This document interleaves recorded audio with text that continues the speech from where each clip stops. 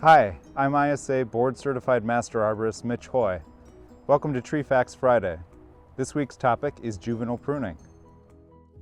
You may observe distinct differences between trees cultivated in forested environments and those grown in urban settings. Forest-grown trees typically possess robust stems that taper gradually before branching into a canopy with wide angles and strong branch unions. In contrast, urban trees often exhibit a spreading growth form, featuring multiple trunks that originate in tight clusters with weaker geometric configurations close to the base. While both urban trees and forest trees begin as the same saplings, the forest trees benefit from natural pruning due to competition for sunlight, leading to a tall, straight trunk. In natural conditions, young trees frequently shed juvenile branches that are shaded out. Branch shading is a deterministic condition in forest ecology for juvenile limbs, and for this reason they are typically oriented up for maximum light exposure and have weaker attachments for ease of shedding. Many tree species have a genetic predisposition to form stronger attachment angles and branch unions at specific canopy heights, ensuring that these adult branches support the tree's long-term health. The tendency for urban trees to develop defects and ultimately fail without proper management can be attributed to a disruption in this natural process. Early intervention through juvenile pruning is not only the most cost-effective method, but also complements the tree's biology to enhance its health and structural integrity. Urban trees, when planted in open turfgrass areas with continuous light exposure, miss the natural biomechanical optimization that occurs in forests, complicating efforts to maintain a low-risk tree population. A cyclical pruning regimen with a certified arborist is essential for fostering a more resilient tree structure. Structural pruning is a targeted strategy aimed at shaping trees for long-term vitality and stability by selectively removing branches during their formative years.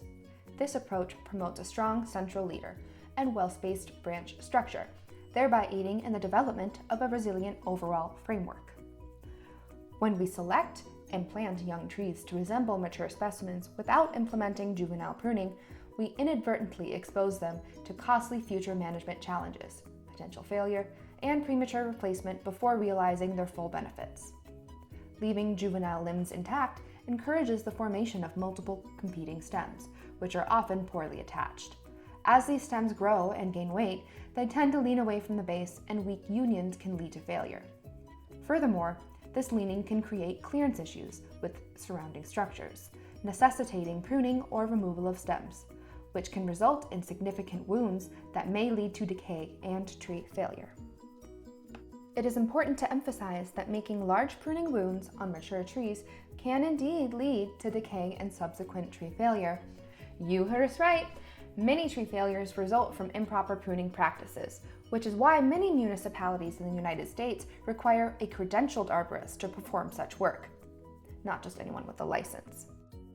By engaging in juvenile pruning, we minimize the exposure of the tree's sensitive tissues to decay. Through multiple rounds of successive pruning, we enable the tree to optimize its biomechanics for strength and longevity.